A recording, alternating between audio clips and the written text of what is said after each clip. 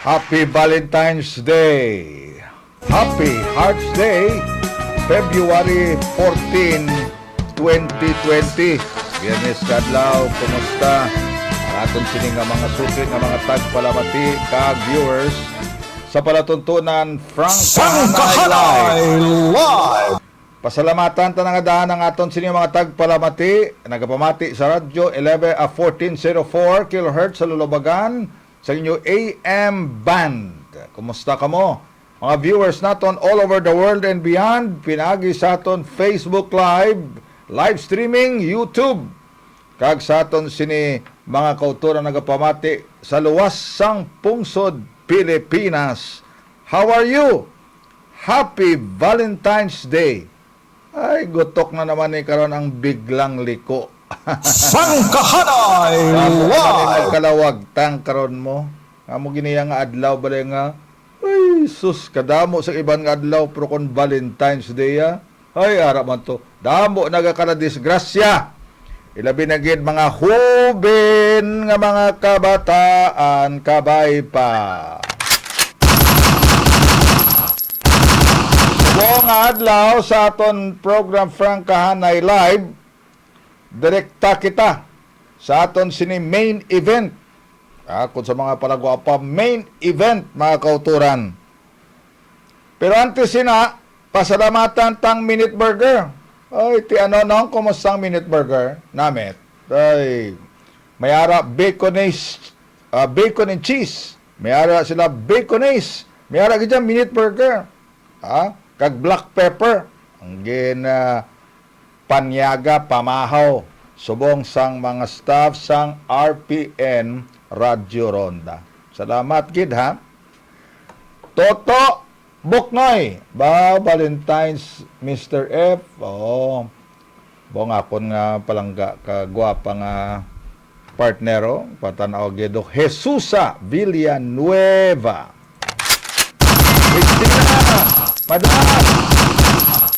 Christina Nonal Baloyot. May hapon Mr. F, may hapon man Pres. Diin ang Kyle's Eatery.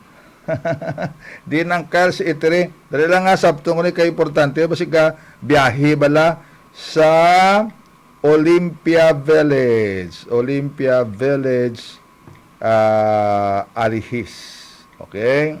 May kapamangkot sa Kyle's Eatery. Mustada si Mr. and Mrs. Panyong kag si Mrs. Martir sang Kyle's Eatery. Nalipat ko kahapon way ko kapangayo sang kuan ba sang specialty sang Kyle's Eatery. Kuan back ribs kag pansit palabok. Of course, series pasalubong. Ang paborito biskotso kag silingko sa departure area sang bread ko may series pasalubong na sang series smart sa pagkanamit. Thank you gida Madam First Lady. Of course, trade marketing ara sa intersection sang Rosario Lopezaina ari sa wala tubang sagbag-o nga Petron before you reach Libertad Market. Will Trade Marketing. Mangkumusta ang mga taga-Himaylanda, ang inyong gwapo nga mayor nga si Mayor Raymond I. Tongson, in love, ang lover boy, Valentine's da, mugurong date sang mayor da. Oy, kumusta lang da, Himamaylan City. Subong man, Talisay City, Mayor naton, Neil Erinita Lizares III, ang gwapohon nga mayor nga nasugata namon sa pre-departure area sa Manila Domestic Airport. Boara gido taas ka mayor galakat gapanabot pero kita gyapon. Wala gid bugala pondo nagpondo gid papamahaw pa si Mayor Neil Erinita Lizares. And of course, daw may alibyo ang aton sini mga rayuma kag arthritis pinagi sa Cartiflex. Cartiflex mga kauturan, the joint expert. Sarang ninyo mabakal sa Sincere Drugstore, Grace Pharmacy, kag mayara sila sa ila sini Maze Hub Clinic besides West Negros College, Cartiflex.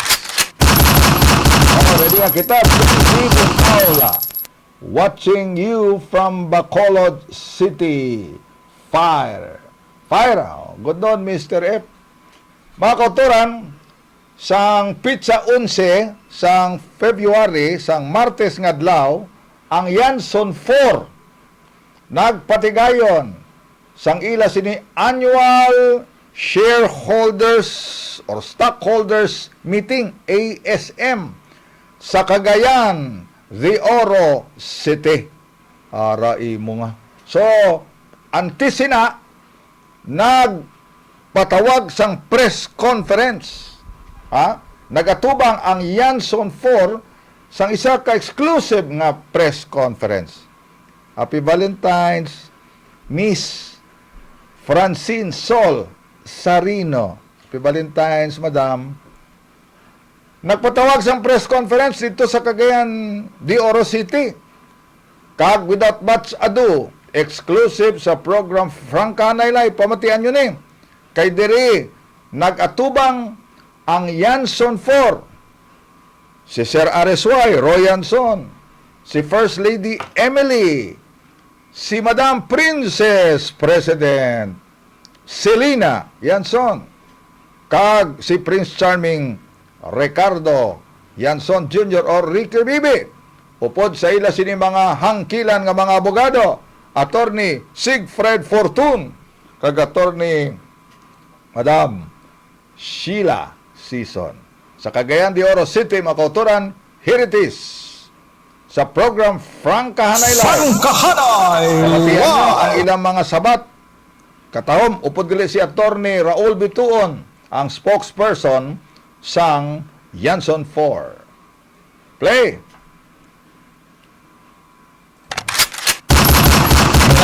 Selena Yanson Lopez. And we have the lead counsel for the Yanson 4, the eminent attorney Sigfred Fortun. And the able co-lead counsel, attorney Sheila Season. We have I think she's president of Bachelor Express. That's the space here, right? Yes. Okay. Ini joke lang joke lang ito. So don't quote me. She used to be the favorite daw of Ma'am Olivia. The owner of Ceres Pasalubong, Ma'am Emily Yanson. Sorry, Ma'am. And of course, I think you know him. He's been here. I think he's been manager, president, chief operations officer, chief executive officer for more than 20 years of all the Yanson group of bus companies. The most likable person.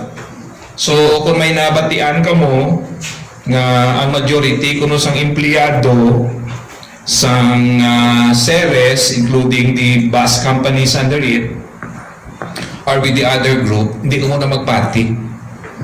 Ha? Kaya hindi ka mo? Yes. Kasabot ka mo? Yes. Okay. Because I'd like to bet, my last red cent, nga kung eleksyon nun bukas or eleksyon nun subong among the employees of the Yanson group of bus companies,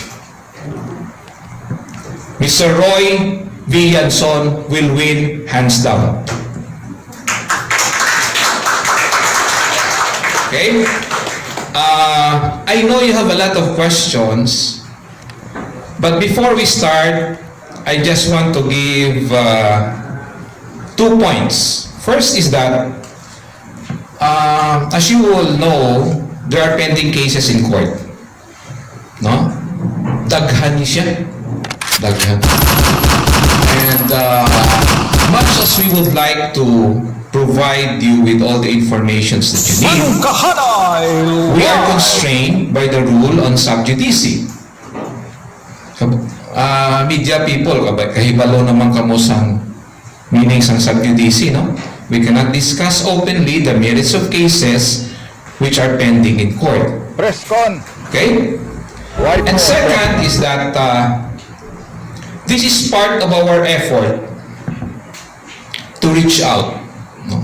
Especially to the people na are affected by the operations of the Yanson Group of bus companies. Ang nahibaluan ninyo, bachelor lang, rural lang, unsa pa? Mindanao. Ceres. Mindanao. Okay. There are more than 18 companies. More than 18 companies under the banner of the Yanson Group of bus companies. Okay. In 2013, the patriarch and the matriarch, si Sir Ricardo, the late Dr. Ricardo Yanson, and Ma'am Olivia, executed a shareholders agreement. What is this? The shareholders agreement is the instrument that transferred the shares ng dalawa, Ricardo and Olivia, to their 6 children equally. Equally. So by the time Ricardo died in 2015, do you know how much is the share of Ricardo and Olivia in the bus companies? Less than 2%. Less than 2%. It's about 1 point something percent. Practically nothing. Practically nothing. Okay. Remember, did the 6 force the 2 to transfer the shares of the 2 to the children? No. It was the will of Ricardo that did this. Not the 6, not the 4. The father and the mother. Why am I saying that? Because in all this, my favorite anchorman Franklin here, ano yun? Series of the Ceres. Okay. I don't want to call it teledrama because for me that's an injustice. Okay. In all this intra-corporate episode, you will be bombarded with information and misleading, untruthful statements that it's the greed of the Y4 that caused all this. I'm very sorry to tell you that is not true. Since 2013, Dr. Ricardo made a decision to transfer the shares, not only of his share, including the share of Ma'am Olivia, to the 6 children equally. Equally. Now that Ricardo passed away and the children have taken over, somebody wants to change the rules. But that's not my point. My point is this. When the 4 would like to enforce their right over these bus companies, they're not doing it out of greed. Okay? They are doing it out of respect for the wishes of Dr. Ricardo. Rural lang, unsa pa? Mindanao. Ceres. Mindanao. Okay. there are more than 18 companies, under the banner of the Yanson Group of bus companies. Okay? In 2013,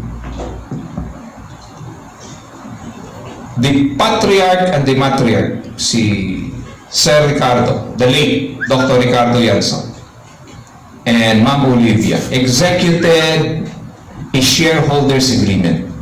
What is this?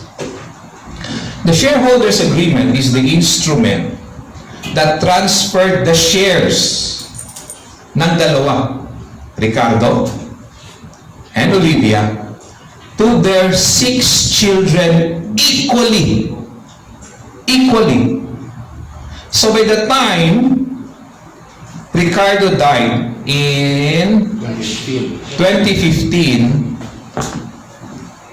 do you know how much is the share of Ricardo and Olivia in the bus companies? Less than 2%. Less than 2%. It's about 1 point something percent. Practically nothing. Practically nothing. Okay. Remember, did the 6 force the 2 to transfer the shares of the 2 to the children? No. It was the will of Ricardo that did this. Not the 6, not the 4. The father and the mother. Why am I saying that? Because in all this, my favorite anchorman Franklin here, ano yung series of the series? Okay. I don't want to call it teledrama because for me that's an injustice. Okay?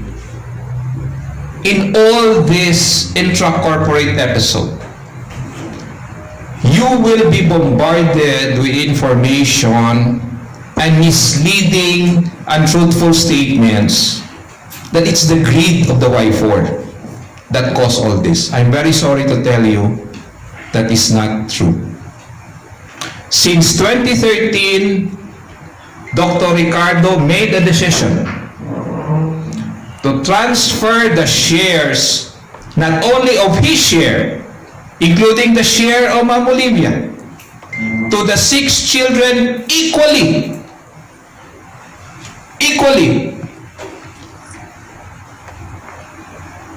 Now that Ricardo passed away and the children have taken over, somebody wants to change the rules. But that's not my point. My point is this. When the 4 would like to enforce their right over these bus companies, they're not doing it out of greed. Okay?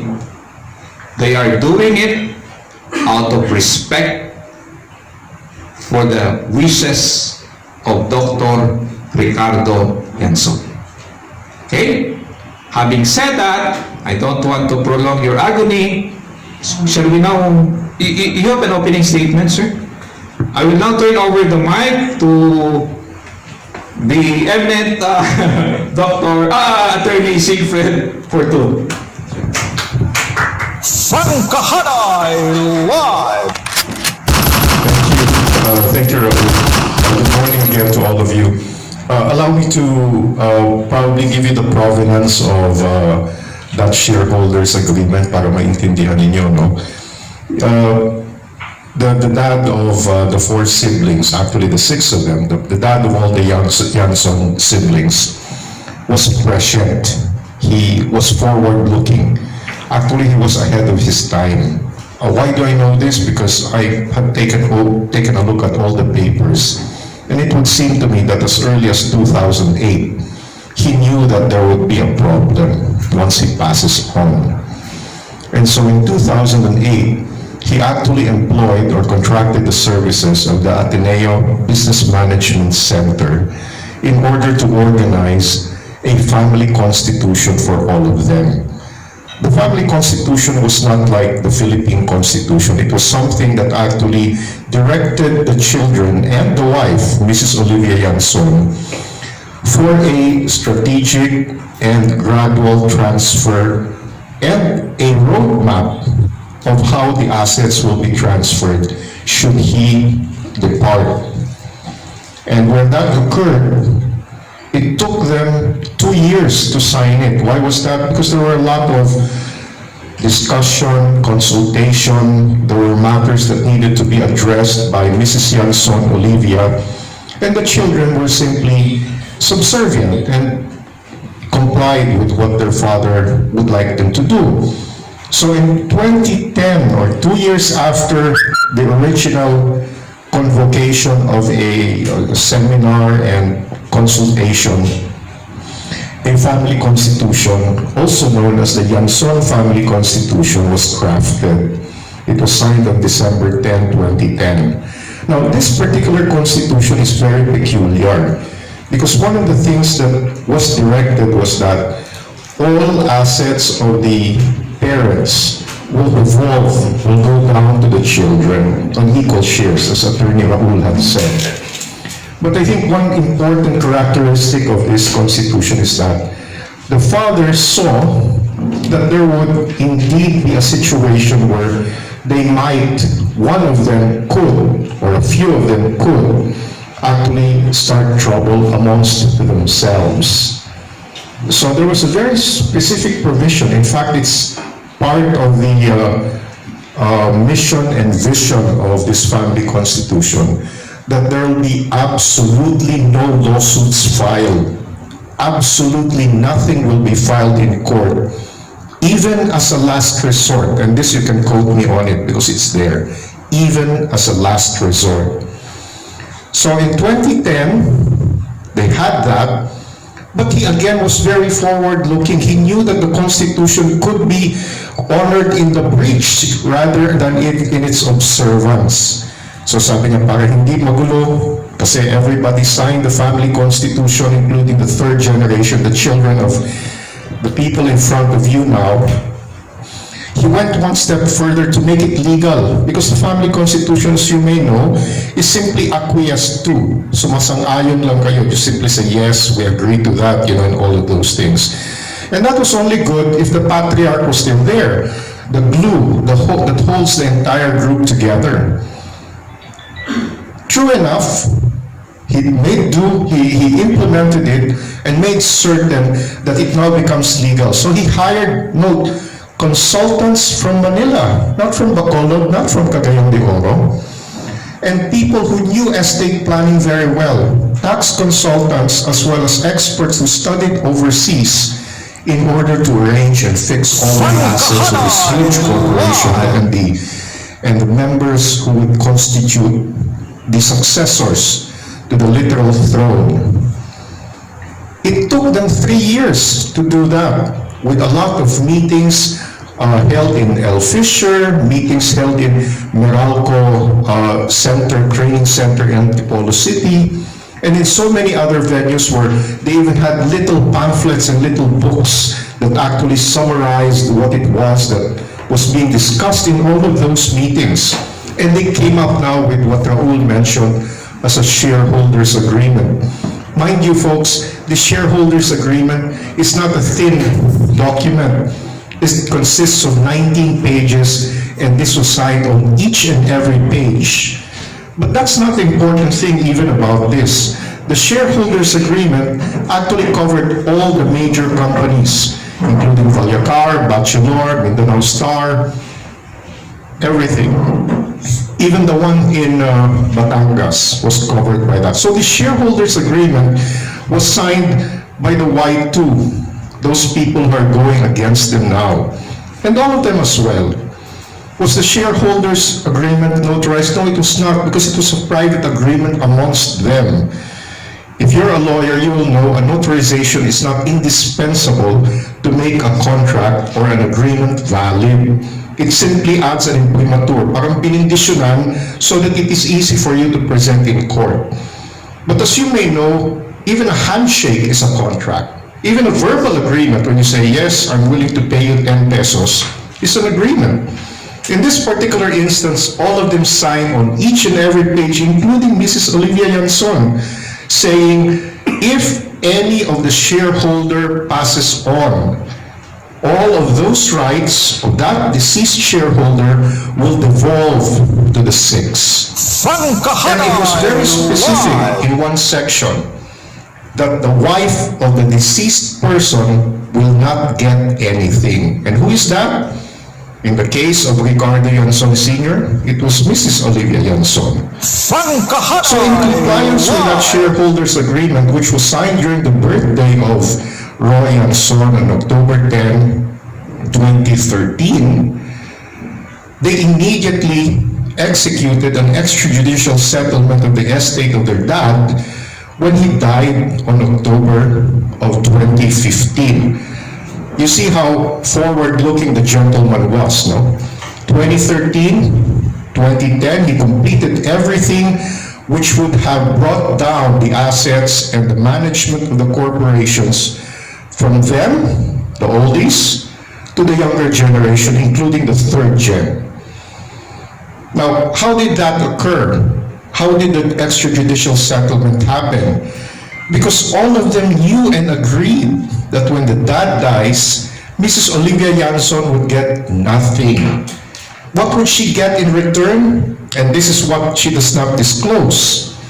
Mrs. Olivia Yanson gets all real estate, all cash, all chattel, and they signed a side agreement called a Memorandum of Agreement, also on the same day, that says whatever dividends she used to receive as a former owner of the companies, she would continue to have.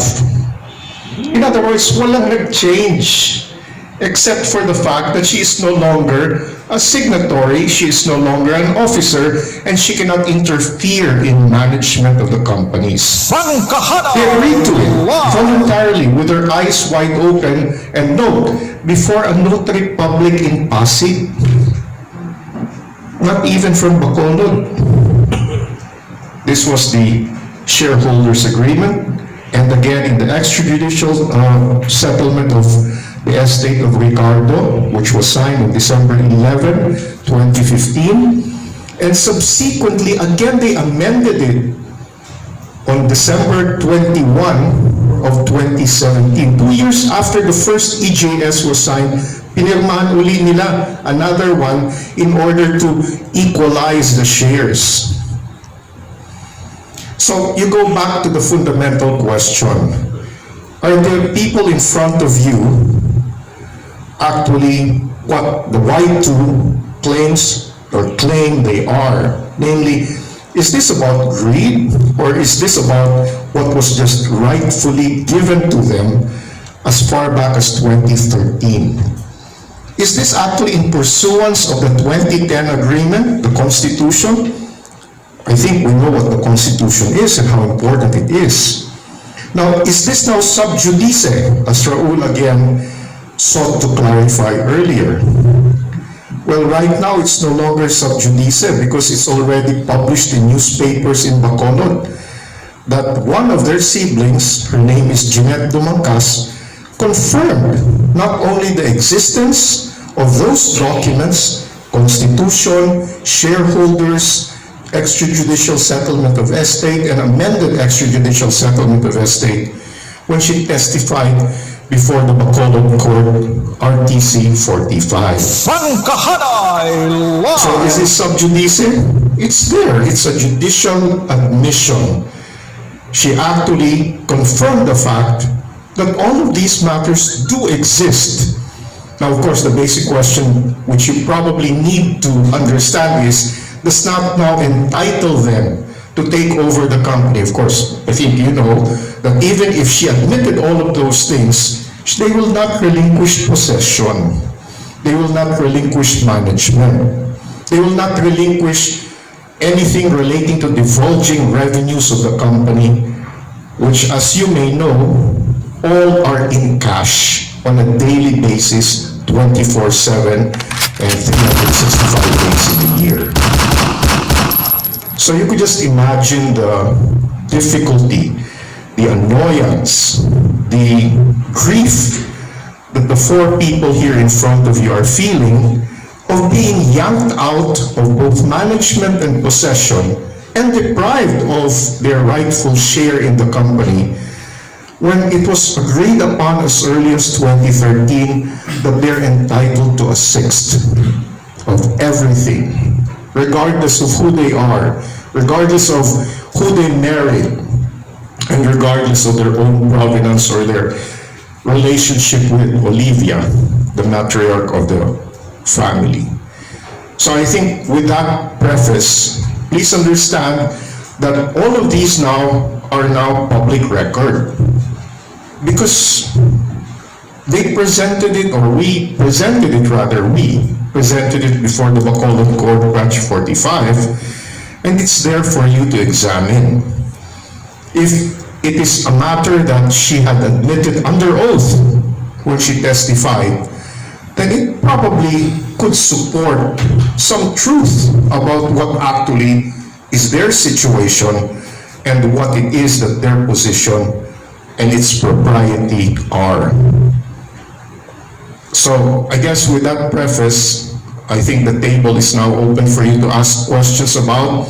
By the way, this afternoon we are conducting the annual stockholders meeting of Rural Transit Mindanao Inc., one of the principal bus companies operating in the Mindanao area.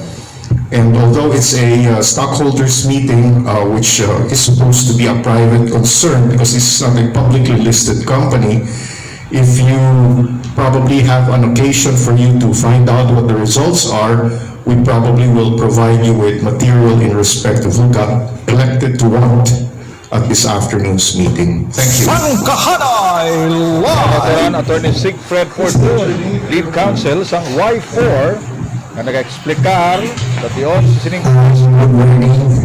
I am Siri of Sunstar. Sir, for the past days, there were, I think, the two siblings conducted a stockholders meeting of subsidiaries here in CDO. Were those lawful? That now is subjudice. Okay, in any event, I think all of you guys know, no? What constitutes subjudice. Anything which is not factual, anything that's opinion is subjudice. Okay? The premise of that is, it is subjudice if it's already in court. Now, that question, if it relates to Vallacar Transit Inc., would be subjudice kasi may intra-corp suit nga sino talaga ang manager, sino talaga ang owner, sino talaga ang may possession. That's intra-corp. However, you're asking the two companies, Mindanao Star and Bachelor Express, wala pang intra-corp yan. So hindi yung subjudice. Now, but I just would like you to know that ultimately, as you probably will be advised, there will be lawsuits filed in respect of those. So to answer your question, those two companies, when they, the Y2 convoked a supposed stockholders meeting, is number one, illegal. Why is it illegal? Because it was not called in accordance with the bylaws of the two companies.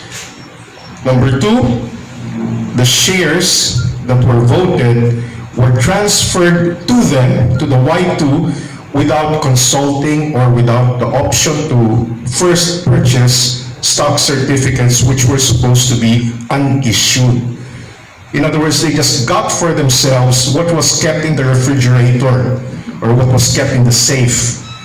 They got that for themselves and now they claim to be the majority. Now, under ordinary circumstances, you can do that only if they consent to it, or if they say, we don't want to buy any of those shares, you can get it. But the bylaws and the revised corporation code directs it. You must first consult and find out if they're willing to buy. It's called first option, also known as the right of first refusal. Especially in this case, it's a family corporation. But to respond to your question further, was it a validly convoked one. Problem is, they don't have the shares. So how can you have a quorum? Quorum, as you know, is 50 plus 1 because this is an annual stockholders meeting, different from a board meeting. Board meeting, you just count heads. Ilan ang tao? 50 plus 1, good. Annual stockholders meeting, you count shares. They control 61.17%. How can the balance of about 38% call for a quorum, call for a majority, call for a valid meeting when it cannot even produce a simple majority? Simple majority, as all of you know, is 51%. They hold 61. So go figure, it's not even math, it's arithmetic. So, to respond therefore to your question in summary, they may claim what they want to claim, but at day's end, the courts will decide, and all that I can tell you right now is they have the numbers. The other side doesn't.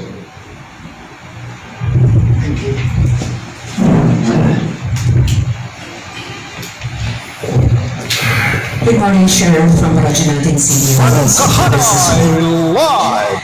VTI authorized the filing of the case against the four young son and the accomplices for allegedly conspiring, cooperating,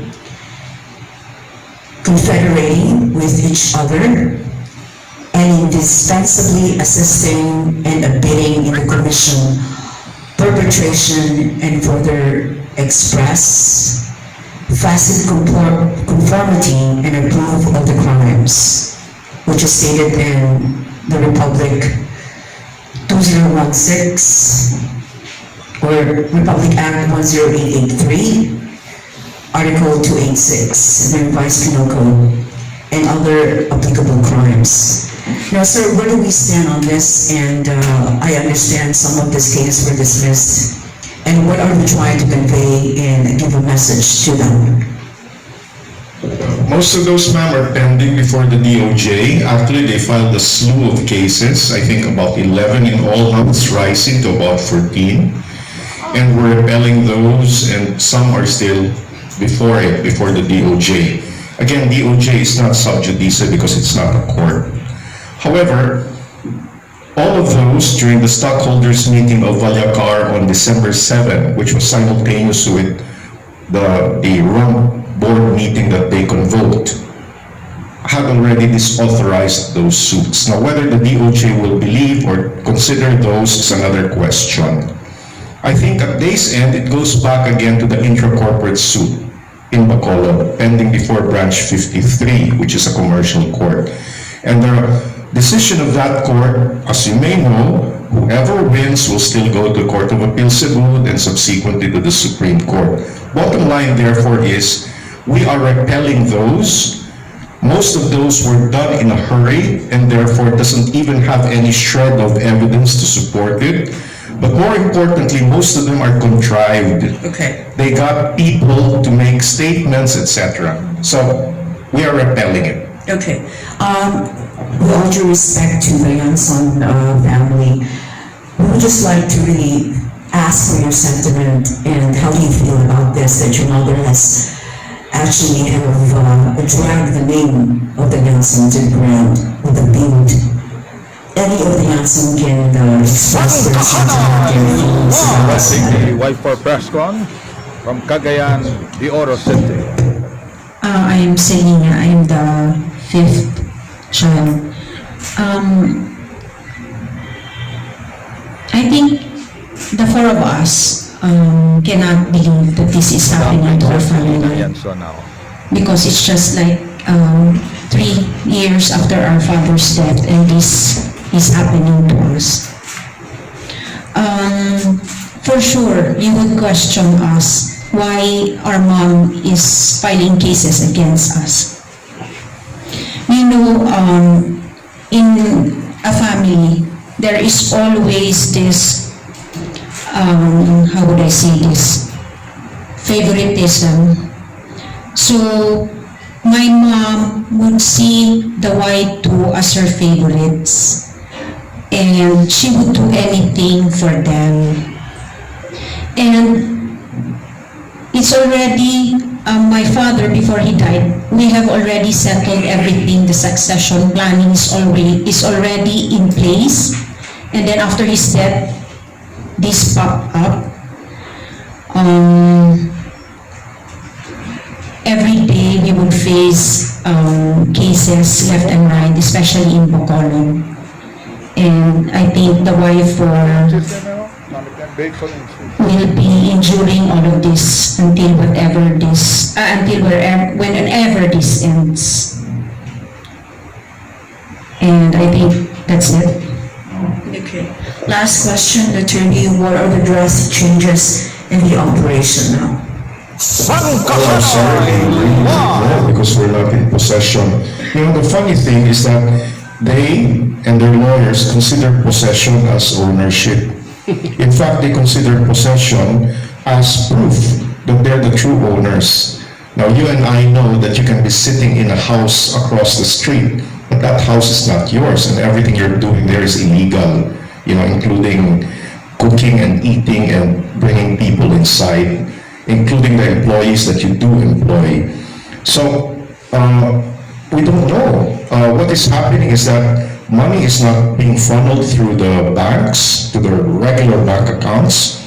The major banks that hold on to all of these accounts are in fact asking for an interpleader, you know, because there are two opposed organizations within the same company who's supposed to own those accounts. So even those are frozen.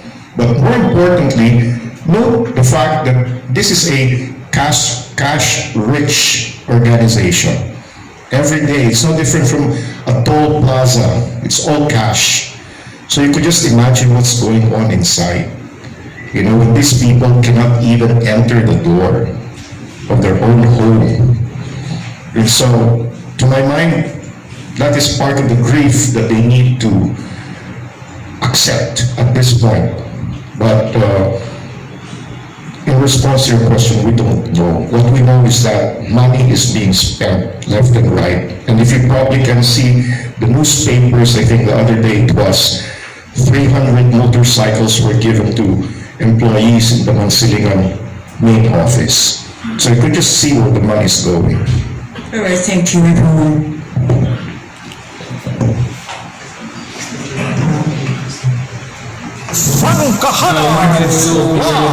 And business week Mindanao. So there will be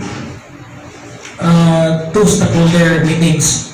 The one that they did last January and the one that you will do right now. It will be up to the course to decide which stakeholder, which results will prevail. No, ano po yan, the one in January, sir, covered two separate companies. It's Bachelor and Mindanao Star. Upon the other hand, that this afternoon is for Rural Transit Mindanao. So magkaiba po yun. And there was also another one on Feb 3. This was for the Batangas operation, the Batangas-Manila run. So what's going on is that they convoke or they organize their own stockholders meeting pretending to have a quorum. And we, of course, since they have those shares and it's registered with the SEC, then we have what is the legitimate one. Now, of course, whether it's legitimate or not is for the courts to decide. So when will you plan to file the lawsuit, attorney? We already have, sir, in the VTI or the Valyacar Sham board meeting that they convoked at 10 o'clock in the morning, 8:30 in the morning of December 7, 2019, we already filed suit. It's now pending before the RTC of Bacolod Branch 53. Yung para po doon sa January 18 and 19, Bachelor and Mindanao Star, to be filed pa lang. And then sa Batangas also. Now, since they're doing something also today, then we will have to file another one also to negate or to stop them from misrepresenting to the public as the duly elected directors of the companies. So, madami po yan dadating pa. Meron pa po sa Bacolod uli in March. Thank you, sir. Attorney Sigfred for 2. Morning, sir. This has a relation to the question, of Mr. Francisco. I'm Presidias of Manila Times. We read in the January 25 that there was a meeting at selection officers in Iloilo, I think, with elected Leo Ray Yanson as the chairman of the board. Was that recognized by the SEC? Yung SEC ho does not make any decision on intra-corporate controversies kasi yung function ho nila before was directed to be brought down to commercial courts of the regional trial court. This is by Supreme Court decision ho. So, is that whether that is recognized or not is precisely the question pending before the court, which is not before Branch 53. I have filed a case regarding that. Opo. And then, in that board meeting, it was also learned that the matriarch, Olivia Yonson, was elected as the corporate secretary and treasurer. What about the four Yonson now? Where do you get your money? How do you sustain your operation in this case? I think they are having a press con on the other side. Just this very moment. I don't know, and I do not think it would be proper for me to disclose to you where they get their money, because that's a private matter. But insofar as Olivia is concerned, she suddenly had shares when I already disclosed to you earlier that on the basis of the shareholders agreement and the extrajudicial settlement, she actually has nothing. So how it was that she was elected to be a director, your guess is as good as mine. How they made, In other words, he is still allowed to spend money on the company because no, she's not allowed. this is the treasurer now. Oh, yeah, that's, I will not argue with you, sir. It doesn't mean, as I mentioned earlier, that if you live on the other house, which is my house, that everything you're doing there is legal. So you can go ahead and use the water, you can use the house, but it doesn't mean that it's legal. Thank you, sir. Good morning, Bukoy Medina of the XIM Radio Pilipinas. Since you're having your stockholders meeting going on sa RTMI, and we know the RTMI owns sa mga malaking bases dito nag-operate sa Mindanao. Now, there will be any changes in the management since may stockholders meeting kayo sa RTMI? Or hindi ba ito maka-apekto sa mga riding public dito sa Mindanao? Wala akong change sa operations. Ang change ko yung ownership and how it's properly managed. Who is the lawful manager? That's a legal battle. Pero about operations, that goes on because it is an industry marked with public interest. Pero the manner by which revenues are spent and assets are sold or expended, that's another matter. Those are proper for the courts to resolve. Ito sa inyong taga-bulletin. Manila Times, sir. Manila Times, sorry. Yes, there's a meeting now this afternoon at the AMI. Maybe you'll be electing your stockholders meeting, board of directors again. Yes. Will it not run in conflict with the January 25 stockholders meeting in Bacolod or in Iloilo? Iba-ibang companies to. Itong this afternoon. But they included that in their stories. I cannot comment on that if they included it. Probably they're confused, no? One thing for certain is that what we are conducting later on this afternoon is only for rural transit Mindanao. Thank you. Rondahanay Live! Magandang hapon, magandang umaga. John Michael Bustamante po ng Marian Radio, Radyo Bandera, Cagayan de Oro. Ang tanong ko lang po, gaano po karami ang mga empleyado na pumapanig sa inyo at sa kanila. Kasi sa tingin namin ngayon parang conflict, di ba? May gap. Wala bang mga napituhan na mga empleyado ninyo? Paano sila kinukurong na sinasabihan, support tayo dito, huwag na kayo doon. So, anong natanggap na report ninyo, Tony? Kasi, Good morning, ho. Ang one thing for certain, ho, is that yung pumapadig dun sa kabila na ang suspetsya ho nila ay nanggaling sa Y4, tinatanggal ho nila kahit na walang kasalanan. Yung mga feeling nila na may loyalty sa Y4, tinatanggal din ho nila. Ngayon, ito ho mga taong ito ay madami naman silang karapatan under the labor laws, lalo na kung walang dahilan kung bakit sila tinatanggal. Meron din silang compensation na pwedeng makuha kung manalo sila dun sa kaso na yon. Pero ito kasi yung Y4, unlike dun sa kabila, hindi ho sila personal. They do not file charges against anybody who had gone against them.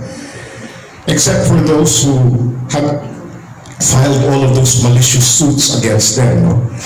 Pero yung mga empleyado, hindi ho nila iniipin, hindi ho nila pinapersonal, hindi nila sinasampahan ng kaso para lang makaganti.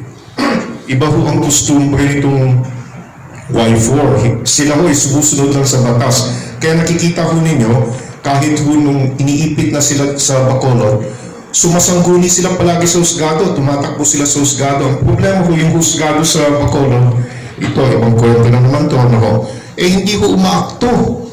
Kaya nangyayari ho yung mga nangyari na. At sila ho ay nadekado as a result. So makikita ho ninyo itong Y4, kung ano yung batas, doon lang sila sumusunod. Yan ho yung tinatawag na litigation using the higher road. No? Hindi sila gumagawa ng katiwalian para lang manalo. Ngayon, kung yung kabila ho, may ginagawang iba, wala na ho kaming control. Ganun ho talaga ang buhay. It's unfair, no? Pero under the circumstances, they just go to court because they believe that the law at some point in time, at some point in the future, will sustain them. Attorney, ano po reaction ninyo? Kasi dito sa Cagayan de Oro, nakita namin yung mga opisina nila.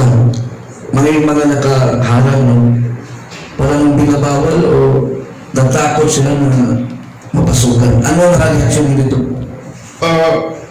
Yun, precisely ho yun. I think nasabi ho ninyo yung word mismo, natatakot. Yan ho baka pati anino nila, natatakot na din sila, di ba? Kasi wala naman ang ginagawa yung Y4, non-violent. They don't even do anything to, call on whatever sources they have, including dismissed employees. Hindi nila binarali yung mga empleyado. Labanan natin yung kumpanya, lalo na yung kabila, kasi pinatalsik kayo. Pumunta na lang kayo sa NLRC, mag-file kayo ng kaso doon.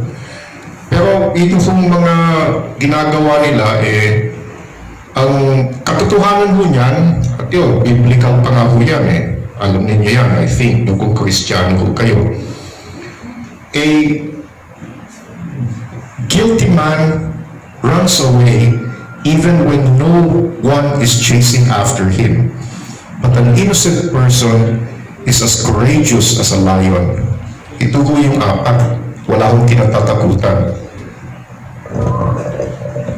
Sir, in answer to your question, let me just share with you some experiences because I've been working with the affected employees. I think this was August 9 or the day after when I don't know if you heard about it, they sieged the Mansilinian headquarters. They what do you call this? Bore a hole is an understatement. They destroyed the wall. It's a cement wall, by the way. They came in, full battle gear, with tear gas and everything. That's a private company, man.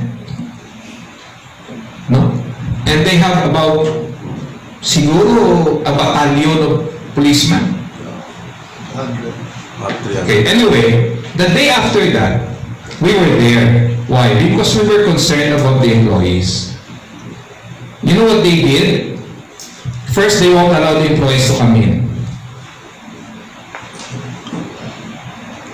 Second, sige, i-allow na by batches of 50. Anong ginawa nila?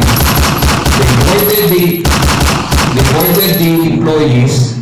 Kasi before that, di ba, yung may possession ng Mansilingan headquarters are the Y4. So they assume na lahat ng mga empleyado na nandun panig sa Y4. And therefore, they are already guilty by association from their perspective. Ginawa nila, pinasok nila by batches of 50, niload nila sa bus, in-indoctrinate nila. As in, indoctrinate. Hindi kayo maniwala sa Y4, ito yun. If you want, you have to sign an affidavit or a declaration of support to the Y2 and everything. And so what happened was, may mga empleyado na hindi maka-accept because they have been working with that company for their entire employable life. So what they did was, they filed a complaint before NLRC. I understand there are over 60 unlawful termination cases. Okay. I've also heard, and while they were there, no, they were calling their, what do you call this? Their union. Their union. Tinatawagan nila ang union. Why? Kasi may close shop agreement si Ceres. Okay? They were asking help from their union. They were promised, sabi ni union president, because I was very near the person who was talking to him, na in the afternoon, nandiyan kami. 2 days after, wala pa rin. Rondahanay Live! So pati yung union nila are not helping them. Okay. A group of employees from Bacolod were sent to Cebu. Alam mo yung pinagawa sa kanila? Pinalinis sila ng yeah. And they were asked to sleep under the starry night. Tapos sinabihan sila, kung ayaw nyo or if you don't like, you can always retire. Okay? So yun ang nangyayari sa Ceres. Rondahanay Live! And we're concerned. Why? Because at the end of the day, this is one group of company which caters to the public. Kaya nga ang tawag namin, this is a business imbued with public interest. Do you know how many commuters are using the Ceres bus companies every single day? Millions. So yung relationship mo with your employees, who is supposed to make sure that your buses are roadworthy, kailangan. Di ba? And to this, you should add, alam mo, meron ng mga pressure na natatanggap yung Yanson 4.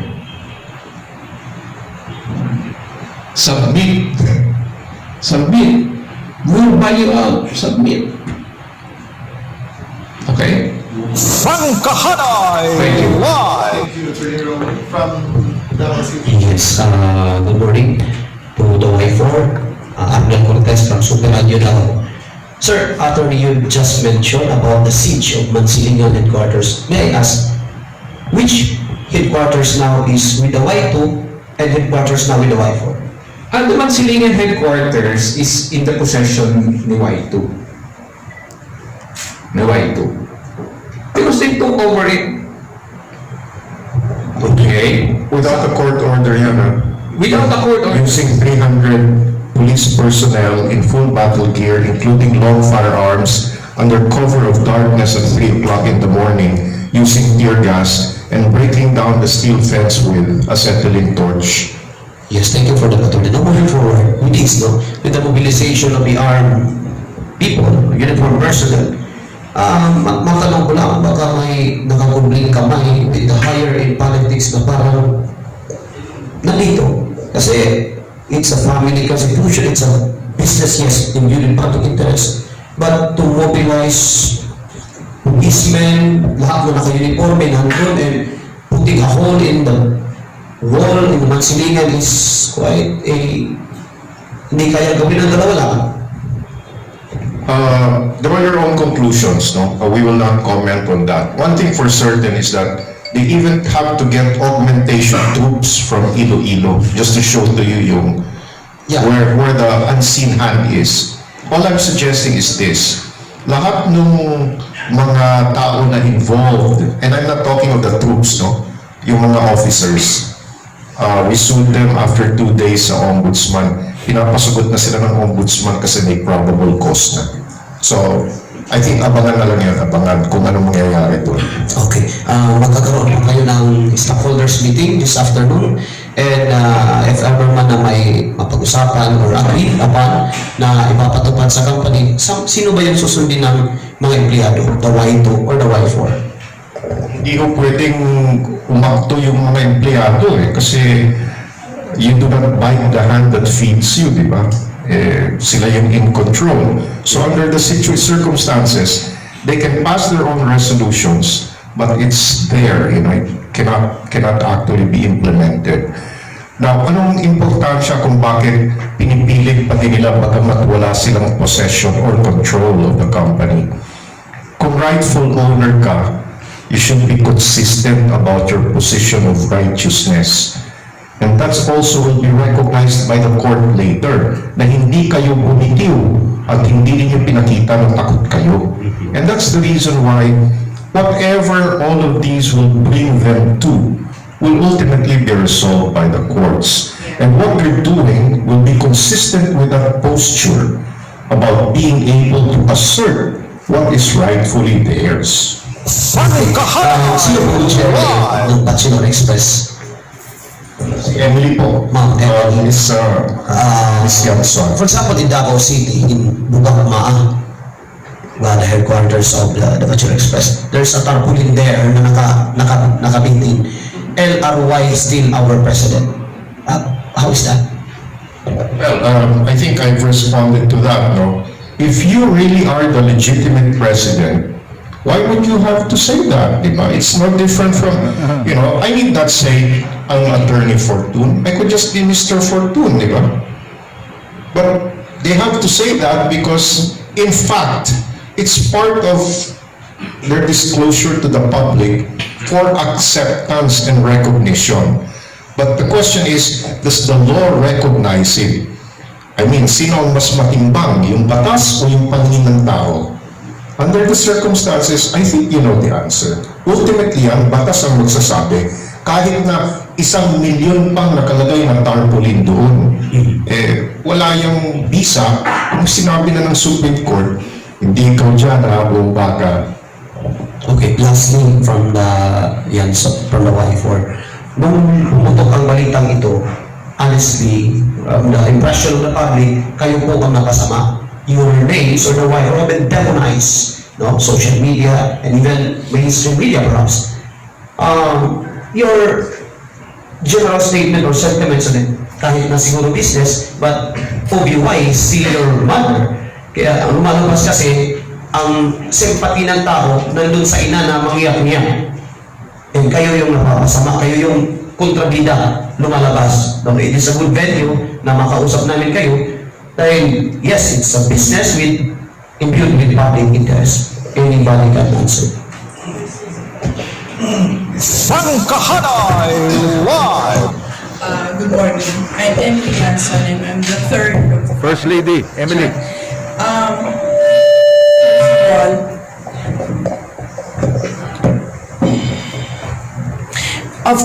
First of all, we still love our mom. We still respect her as a mother. But, you know, they have also to respect the legacy of my dad. And it also hurts and pains us. Even the third gen, they also filed cases, criminal cases against them. So yun, masakit din sa amin yun. But dapat, whatever it is, yung legacy ni Daddy, they also respect it. Sangkahanay Live! Good morning sa tanan. I'm Roy V. Yanson, the eldest son of the Yanson family. I've been working with this company for 23 years. That was before, but not now. Okay? That was 1985 up to 2008. Ang sentimento namon kay Mami is I really did try my very best to reconcile to my mom and our 4 siblings. But our best is not enough. Because our mom wants to get 1/2 of the share of the company. And it is impossible. Why? Because my father and my mom gave us that share way back. My father was still alive. That was 2013 with the shareholders agreement, and that was my birthday then when we signed. Okay, that was October 10, 2013. That's my birthday, double 10. Thank you very much. Sangkahanay Live! I think for me, siguro you really question we're going against our mom, but it's not our mom actually. It's a sibling behind our mom because our mom is already 86 years old and siguro may mga moments na she forgets or she changes her mood every now and then. Pinalaki kami ng mom and dad namin, very, very respectful, obedient. And the way they portrayed us sa public, it's really, really not us. Okay, hindi kami ganun. We are a very, very private family. And ngayon lang to puto. So, what we're trying to protect is really the wishes of our father. Kung ano yung iniwan sa amin, yan yung what we're fighting for is our rights and the wishes of our father. So, good afternoon. I'm Ricardo Yanson Jr., I'm the junior. I'm the second to the youngest. What can I say about our relationship with our mom and the wife? We respect her, we love her. My mom is a very lovable lady. Ang ako niya, what can I say about about these cases? Is we are just fighting for what is right. We are fighting about we don't want our mom to be hurt or something like that, but we have to fight for what is right. Because for the past how many years already, it was agreed upon by all, not the 4 of us, not the 6 of us, but all of us, including my mom. So, and now they are already twisting and they don't want to recognize the agreement and the plan. So, I think yun yung sa akin is I have to fight, or we have to fight for what is right. And what was agreed by all. Thank you. Sangkahanay Live! Good morning, sir. Nelson Constantino from Business Week Mindanao. This issues borders on some of the worst incivility as Philippines, because Filipinos are bilingual, a close-knit, multi-close-knit na family type. And it pains us to see family, distinguished family na magka-ganito. But since this is a family, supposedly a private matter, but since this involves public conveyance, it has been modified into one big issue. Ang sa akin lang is, wala tayong nakikitang solusyon sa problema na ito. A more sober solution rather than hurling accusations and charges against each other that may result to the breakdown of the company later. Probably I can answer that because I've seen both of them, no? We've been exerting all effort. No effort has been left unintended or untouched. We have reached out to them during birthdays, during Christmas, during New Year. Name the occasion, except probably Chinese New Year. We have been exerting all of those efforts. And note also, we did not file the first case. It was they who did so. In compliance with the family constitution, it was they who started bad-mouthing all of them. They never retaliated. They simply are saying what the truth is, that they own it, that they are majority, which is the truth. You can take a look at the SEC records, they have it. Now, I think this will come to some conclusion at some point, no? But right now, I think it's still too early in the day for us even to talk about those things when all that we receive on a fairly regular basis every week is aggression. So the belligerence doesn't come from us, from the Y4. It's palaging kabila, they just react. And their reaction is docile, sober, even-tempered, no bad-mouthing, no saying, sira ulo, gago, walang ganon. All that they're saying is, at some point, they probably will reconcile. But when you're talking about significant assets and the manner by which money is being currently spent, then you have a situation. Because, you know, what about those that had already been disbursed? So you have a situation really which makes settlement farther and farther, being pushed farther away. I'm not saying that it won't happen, it will, no?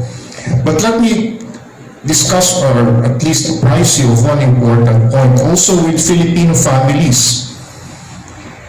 You'll be surprised. Out of 10 family-based cases, you know, involving a feud among siblings, among parents and children, all of them are actually violent and all of them end up being resolved by the courts. So this thing about family unity is indeed a culture. It's part of our everyday, we breathe and live in accordance with family values. But the truth is, even the best families have situations not different from this. And no, it now even negates the concept of a family constitution. Imagine, I'm sure kayo, my family, even my friends do not have a family constitution. But here it negates that. It only goes to show to you that at some particular point, even a family with a constitution that's signed, and after all legal documents in accordance with that family constitution are notarized, it's negated by just one act. And those, according to Selena, is not Olivia.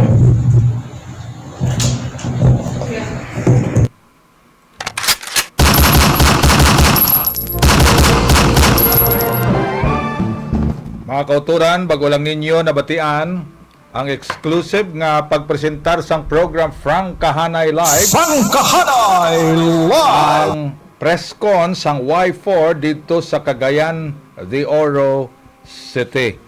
Ang atong nga mga comments, inyo nga mga comments, i-reserve nato na sa aton madason nga episode. Kay kalapaw na kita tiyempo. Hello, Benji Di Paula, Andrew Sumondong, good PM Mr. F, Christine, Maestre Padriga, greetings Mr. Franklin Y. Villanueva. Salamat po, Madam Christina Tisay, Christina Nonal Baluyot, live from Macau. Wala kita oras sa aton program Rondahanay Live. This has been our presentation, exclusive presentation, educational, very informative, upod sa abogado sang Yanson 4 Attorney Sigfred Fortun, Attorney Sheila Season, Attorney Raul Bituon, the spokesperson, kagang apat gid, the Yanson 4, led by, of course, by the eldest brother, Sir Roy Yanson, Emily Yanson, Princess Selena, and Ricardo Yanson Jr. In behalf sa aton sini technical partners, Engineer Nungski, Engineer Ray Ekang, Engineer Glaze Takang, ang aton Chief Engineer, Madam Leda Kilantang, kag Sir Bong Tan, aton OIC Station Manager, ang iwalagad sa palutuntunan, Rondahanay Live. Rondahanay Live. Mr. F. Thank you for watching and listening. Have a nice day. Have a nice weekend. Rondahanay Live.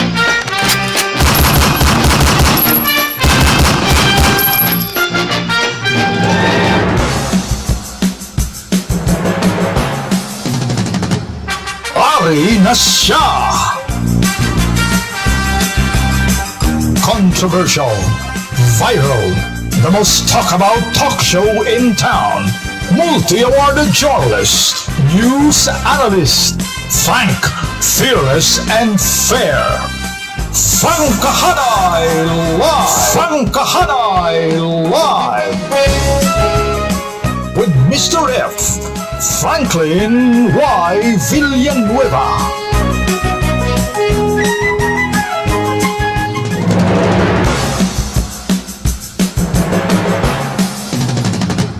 Masakit man